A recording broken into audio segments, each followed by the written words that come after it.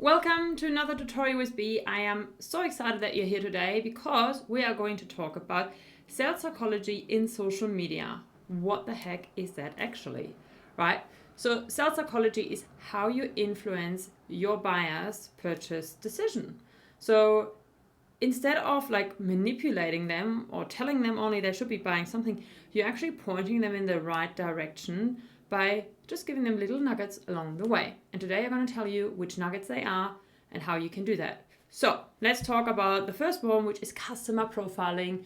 And that also then comes together with how you're writing your posts. So if you have someone, so we always look at it when we do our onboarding, like what personality are we talking to most of the time, right? Like who is your ideal customer?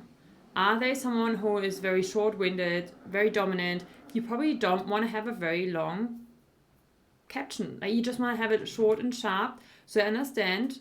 But if you have someone who is very wants to know all the details, you would want to write. You would do a much longer post, and you just want to get into all the questions that they may have. So you really got to think about that.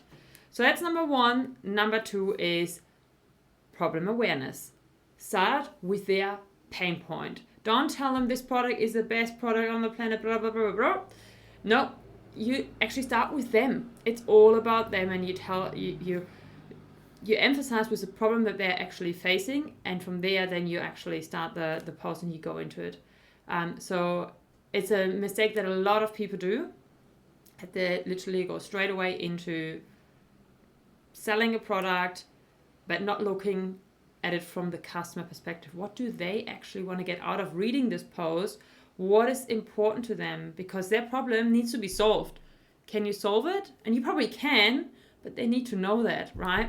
Now, the next one is social proof, and that's a huge one, right? If someone recommends your services and they see that you've got a really good social media presence and you have some testimonials on your social media, or like have some Google reviews, or you even have videos of clients talking about the experience of what it's like working with you, people will love that, because people love people who have the same problem, and then they can talk, and then they obviously not going to talk on social media with them, but they're going to see, oh, this is exactly the problem I'm having, and they actually solved it. How good is that? So that is what you want to do. You definitely want to share all sorts of social proof.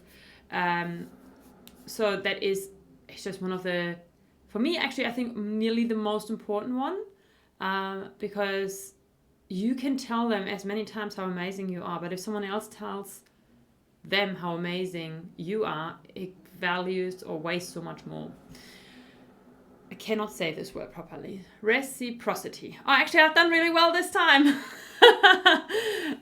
So you always want to give value.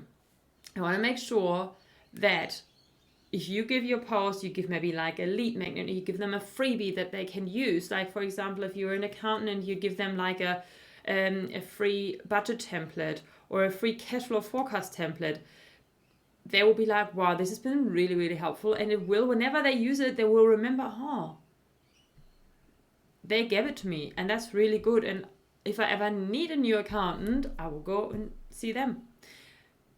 It's a lot of times like that. If you give something for free, people will be like, oh, yeah, actually, I do feel like doing business with them. That's been a really good experience.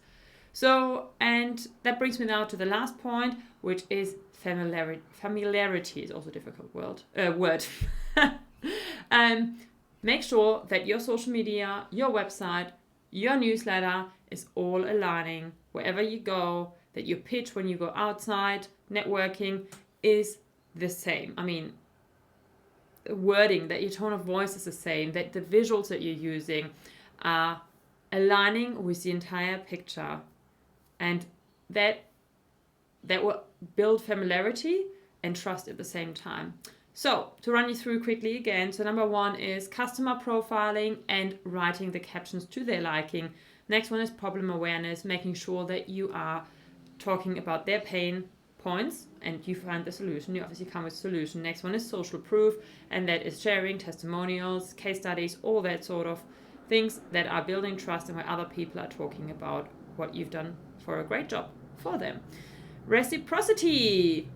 that is giving back, giving before they actually receive, right? Or well, actually, it doesn't. I think you know what I mean, though. Like you give them something, and they're really impressed, and they keep that in mind, and they will use your services more likely later, and if you give them nothing.